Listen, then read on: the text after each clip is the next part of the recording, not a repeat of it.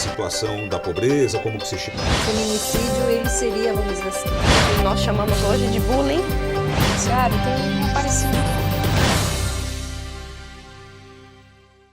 Olá, estamos com mais um programa Diálogos de Justiça. Hoje o nosso tema vai ser mediação e conciliação. Mas antes de mais nada, eu gostaria de agradecer a parceria do IPAM com a Unisa. Tá? Doutora Viviane, muito prazer em tê-la aqui dividindo a banca, compondo a banca comigo. O prazer é todo meu, a gente adora essa parceria, sempre temos oportunidade de conversar sobre temas interessantes. Exatamente. Muito bom.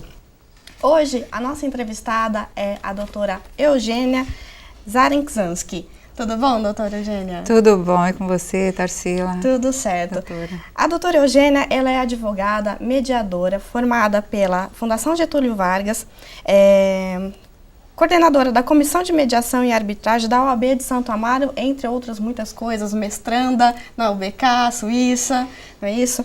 Bom, doutora Eugênia, eu vou começar aqui perguntando quais seriam os meios alternativos de solução de conflito, né? E se a mediação e conciliação está inserida nesse contexto? Pois não. Primeiramente, eu queria cumprimentar a você, Tarsila, a doutora Viviane, grande parceira. Um prazer imenso estar aqui com vocês e ter a oportunidade de falar desses institutos tão importantes como a mediação, conciliação e a arbitragem.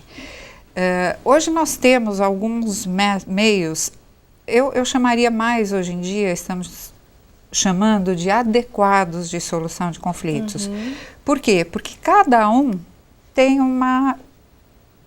você tem que ver o que é o melhor para o seu caso concreto, né? Então, por exemplo, a mediação e a conciliação, elas podem ser usadas a qualquer tempo e o fundamental, acho que a diferença principal da conciliação e da mediação é que quem decide o problema ou o conflito são as pessoas. É o poder que a mediação e a conciliação, elas dão aos envolvidos de tentarem resolver a sua questão.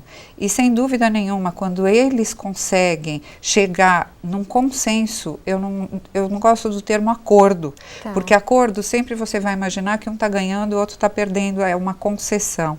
Não, a conciliação e a mediação, elas dão oportunidade para que o outro ouça o porquê que aconteceu aquele fato, o que ocasionou para que aquilo acontecesse, para que eles se ouçam.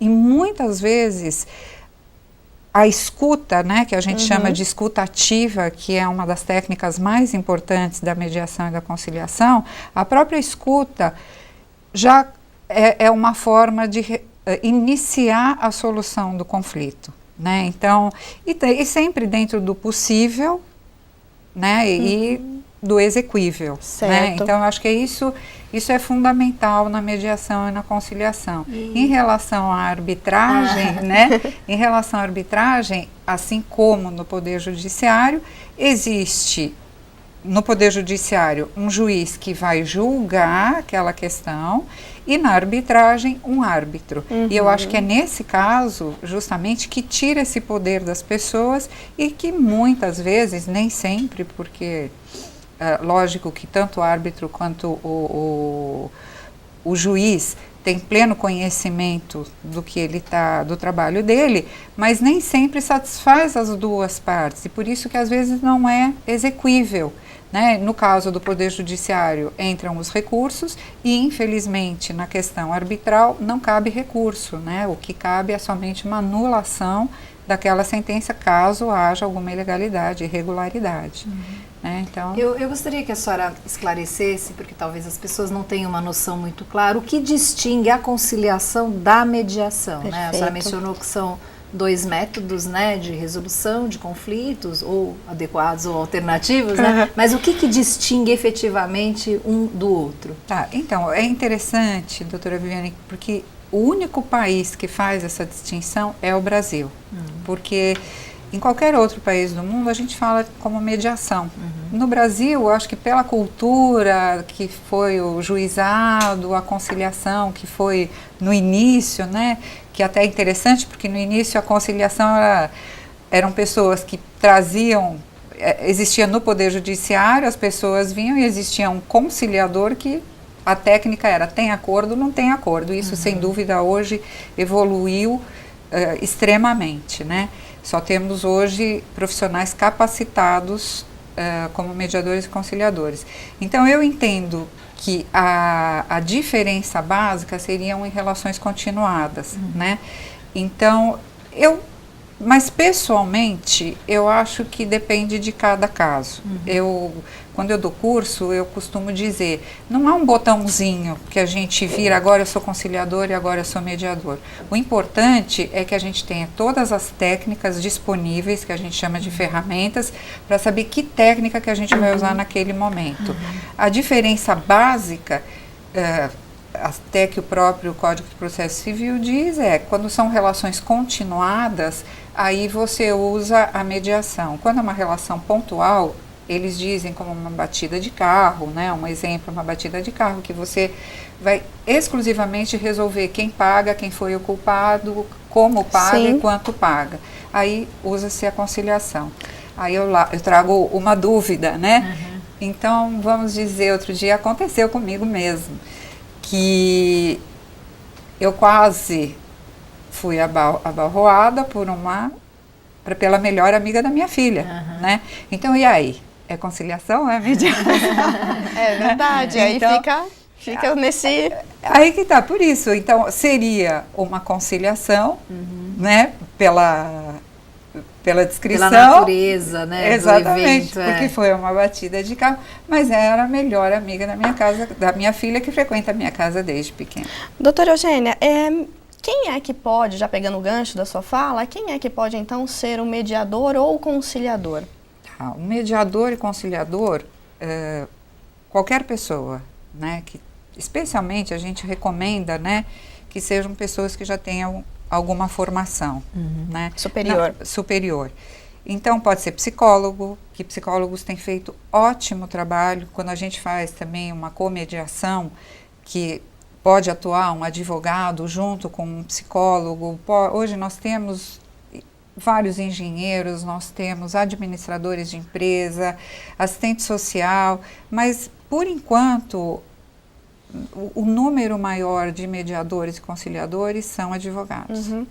Doutora Eugênia, quem é que então pode se utilizar da mediação? Mas essa pergunta a senhora responde no próximo bloco. Chegamos ao final do primeiro bloco, continue conosco.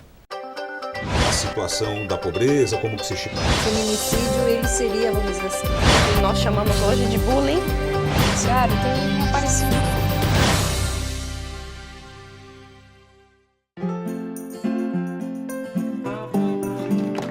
A mulher que continua amamentando após voltar ao trabalho merece reconhecimento.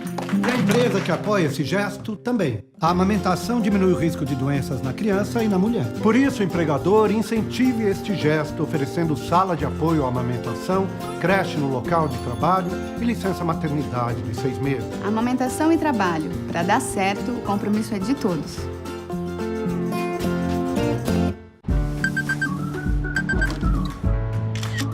Se você se ama tanto assim, proteja-se. Tome as 3 doses da vacina contra a hepatite B. Ela pode evoluir para cirrose e câncer e levar à morte. Não compartilhe objetos que possam ter contato com sangue contaminado, como seringas, lâminas, agulhas de tatuagem ou alicates de unha. E use camisinha. Vacina de 3 doses hepatite B. Eu me amo, eu me cuido, eu tomo a vacina. Procure uma unidade de saúde e proteja-se. O programa Mais Médicos do Governo Federal é muito mais que médicos. Para a enfermeira Gisele, é mais carinho e dedicação no jeito de atender. Para o Dr. Felipe, é mais proximidade com seus pacientes. Para seu Floriano, é mais tranquilidade e confiança. Para a Uliana, é mais proteção para ela e toda a sua comunidade. Para a Gabriele, são mais oportunidades, com mais de 11 mil novas vagas em medicina até 2017. E para todos nós, é o governo federal trabalhando para oferecer cada vez mais saúde a 63 milhões de brasileiros que não tinham atendimento médico. Acesse e confira se a sua cidade já foi beneficiada e acompanhe as ações do programa. O Brasil do Mais Médicos é o Brasil que cuida, educa e avança. Governo Federal.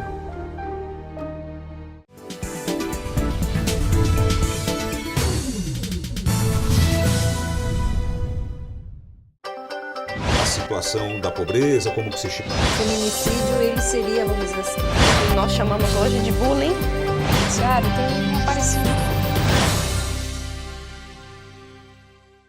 Olá, voltamos agora para o nosso segundo bloco do programa Diálogos de Justiça.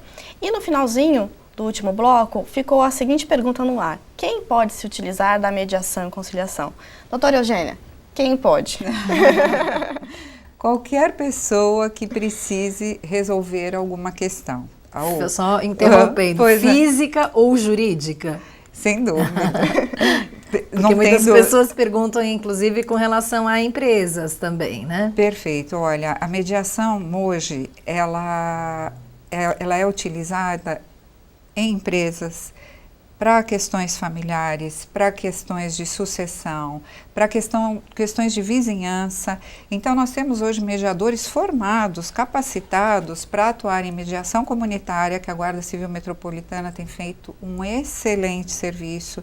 Dentro das comunidades existem mediadores atuando, além, lógico, dentro do Poder Judiciário, os Sejusques, os PACs, os próprios fóruns que tem. Então, dentro desse contexto, a mediação ela acontece tanto dentro do Poder Judiciário como fora, é isso? Como fora, e também nós já temos hoje mediadores privados, que isso é uma coisa bastante importante, né? A mediação, ela veio para ficar, ela já é uma realidade no Brasil, tanto que os resultados dentro do Poder Judiciário são excepcionais, né? A gente, até a doutora Viviane pode dar até mais esclarecimentos, mas o resultado tem sido de 80%, 90% de acordos solucionando questões dentro da Semana da Conciliação, dos fóruns, no Sejusc. Então, dentro de um processo judicial, as partes podem solicitar ao juiz que haja a mediação ou conciliação?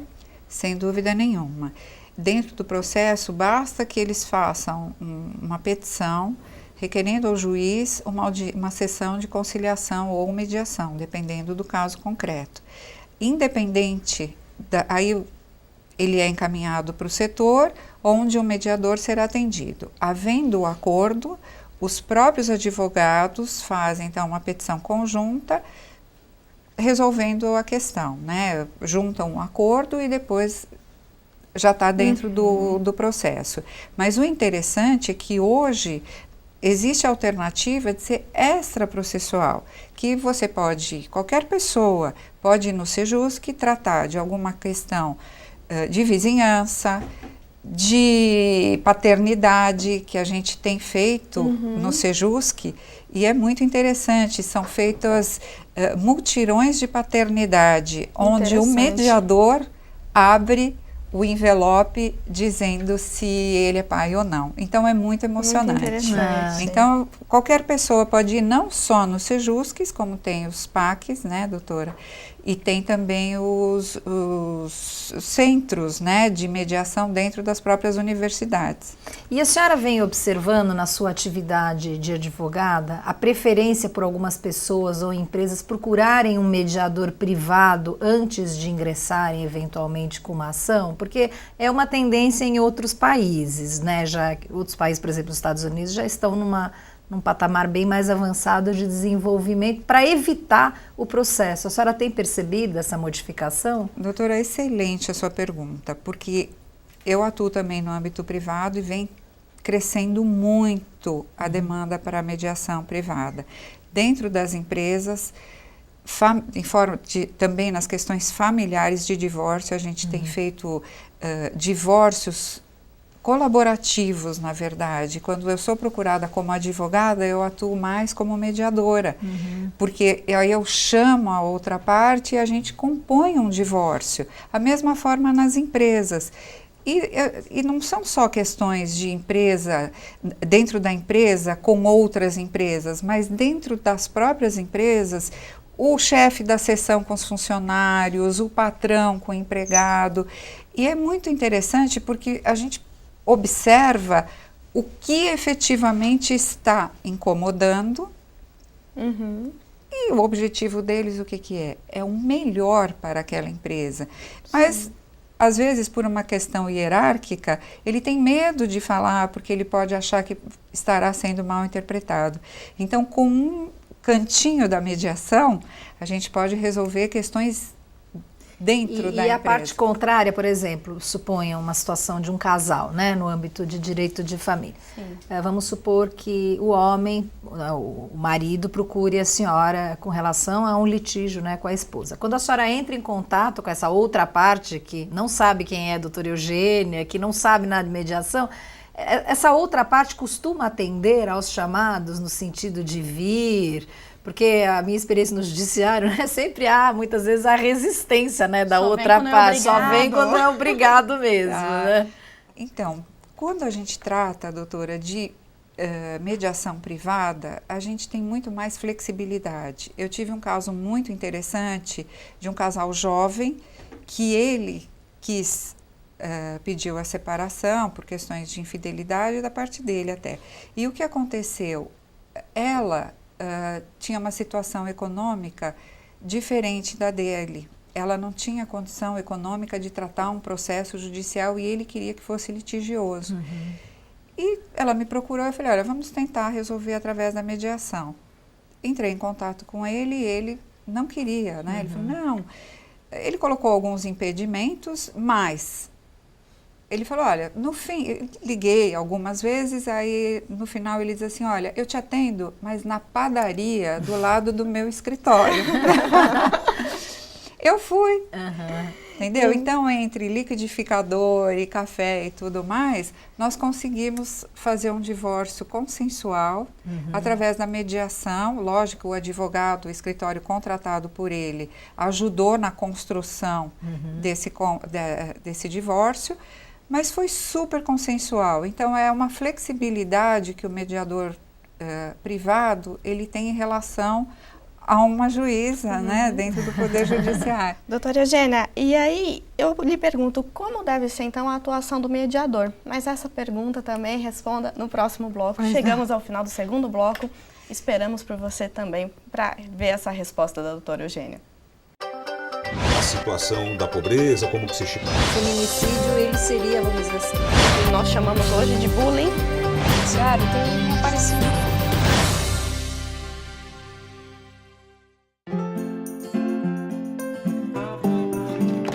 A mulher que continua amamentando após voltar ao trabalho merece reconhecimento.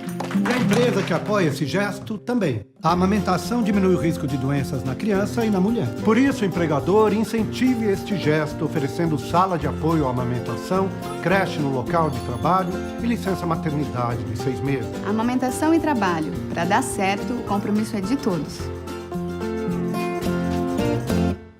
Se você fez alguma cirurgia antes de 1993, você pode ter contraído hepatite C. Por isso, você precisa fazer o teste. A hepatite C pode ficar anos sem apresentar sintomas, podendo evoluir para câncer, cirrose e até levar à morte. Não corra esse risco. Procure uma unidade de saúde e faça o teste. Ele é rápido, seguro e sigiloso. Quanto antes for feito o diagnóstico, melhor. Hepatite C. O teste é o primeiro passo para a cura. Ministério da Saúde. É o governo federal trabalhando para o Brasil avançar. O programa Mais Médicos do governo federal é muito mais que médicos. Para a enfermeira Gisele, é mais carinho e dedicação no jeito de atender. Para o Dr. Felipe, é mais proximidade com seus pacientes. Para seu Floriano, é mais tranquilidade e confiança. Para a Uiana, é mais proteção para ela e toda a sua comunidade. Para a Gabriele, são mais oportunidades, com mais de 11 mil novas vagas em medicina até 2017. E para todos nós, é o governo federal trabalhando para oferecer cada vez mais saúde a 63 milhões de brasileiros que não tinham atendimento médico. Acesse e confira se a sua cidade já foi beneficiada e acompanhe as ações do programa. O Brasil do Mais Médicos é o Brasil que cuida, educa e avança. Governo Federal.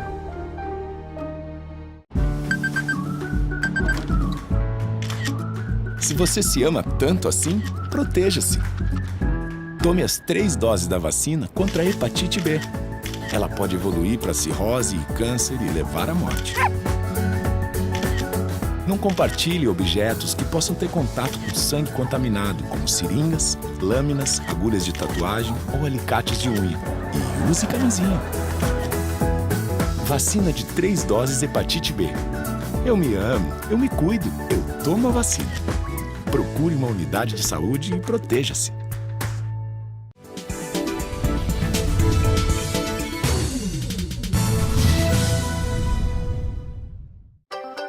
A situação da pobreza, como que se chama? O feminicídio, ele seria, vamos dizer assim, o que nós chamamos hoje de bullying.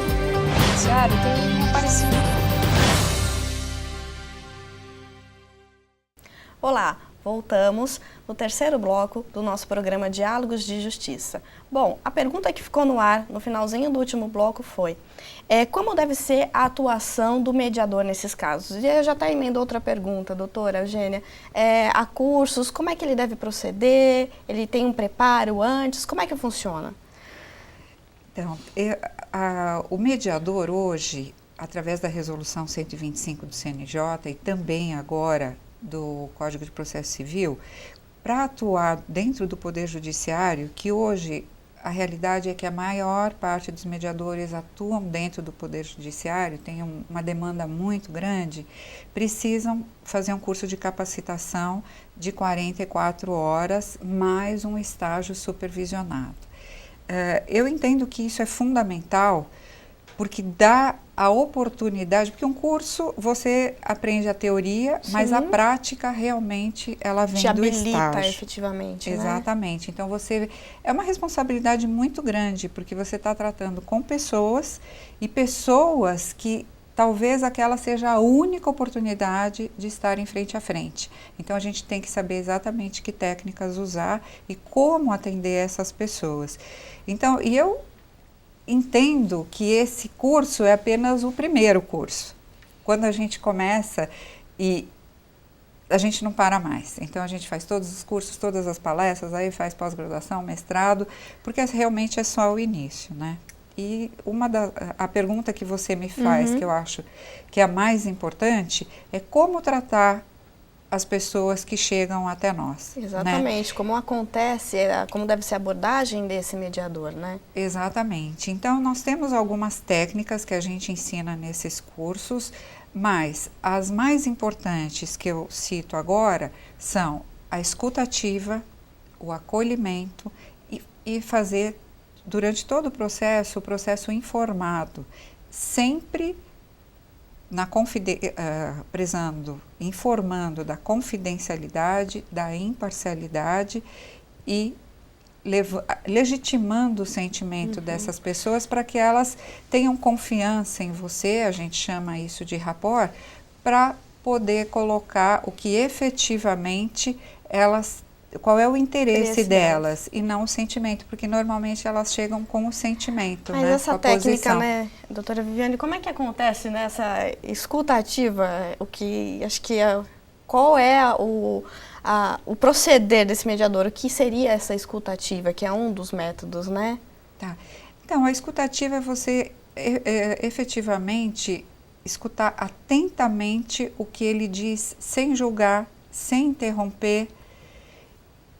Normalmente o ser humano ele já ouve fazendo um julgamento, tentando adivinhar o que ele está fazendo. Essa técnica deveria ser aplicada no nosso dia a dia, né? Porque toda vez que alguém se dirige, né, a gente para uma reclamação, até nas relações pessoais, né, ou para acusar, tal, eu acho que é interessante a gente tentar realmente ouvir antes de rebater, antes de já dar o troco ou de justificar, porque muitas vezes existem, né, até informações equivocadas, ou existe aquele lado oculto, né, que não está expresso, né, naquela verbalização, né. Eu acho que essa escuta ativa, ela realmente tem que ser até incorporada, no né, cotidiano das no pessoas, cotidiano, né. E é interessante, porque depois que a gente começa a fazer a mediação, a gente desenvolve essa técnica para a vida. É muito interessante, porque tem aquelas pessoas que a gente começa a falar e elas interrompem, elas querem continuar o que você estava pensando que você ia dizer, né? Então, a escutativa, quando a gente desenvolve, a gente começa a se perceber, não, eu deixo eu escutar até o fim, eu não preciso interromper. Às vezes eu estou pensando uma coisa e ele está falando outra, né? Normalmente o marido faz isso. É verdade. Doutora Eugênia, me surgiu uma questão aqui. O mediador, como é que acontece a remuneração dele ou é só voluntário? Como é que é? Olha, eu desde 2005 atuo voluntariamente dentro do Poder Judiciário. Então são 10 anos de esforço e é interessante porque parece que nós estamos nos doando, não, a gente está recebendo muito, porque cada vez que eu saio de uma sessão ou de um dia de trabalho, é extremamente gratificante, eu aprendo muito com as pessoas, eu tenho sempre que agradecer mesmo ao Poder Judiciário a oportunidade e as pessoas que chegam até lá e abrem as vidas para nós, né, que é muito gratificante. Então, nós trabalhamos de uma forma voluntária. Agora já existe uma lei, né, que foi aprovada já no Senado, no Estado de São Paulo, do deputado Fernando Capês, que os mediadores serão remunerados. Ah, muito bem. Bom, doutora Eugênia, infelizmente chegamos ao final do nosso programa, mas foi muito esclarecedora a sua entrevista aqui. Espero recebê-la outras vezes. Muito obrigada. Né? Espero nos encontrar. Gostaria também de agradecer aqui a doutora Viviane, nossa juíza aqui representando o IPAM, por compor a banca aqui comigo. Doutora Eugênia, quer fazer algum agradecimento? Eu quero agradecer primeiro ao IPAM, à Unisa pelo programa. O programa é ótimo, um prazer imenso participar. Obrigada pelo convite e estou sempre à disposição. Fica já um segundo convite, talvez até para a gente poder aprofundar um pouco mais, porque essas técnicas são tão interessantes, né? Exatamente. Obrigada pela presença. Eu que agradeço. Bom, chegamos ao final de mais um programa. Muito obrigada e continue com a nossa programação. A situação da pobreza, como que se chama? O feminicídio, ele seria, vamos dizer assim, o que nós chamamos hoje de bullying. Tem um parecido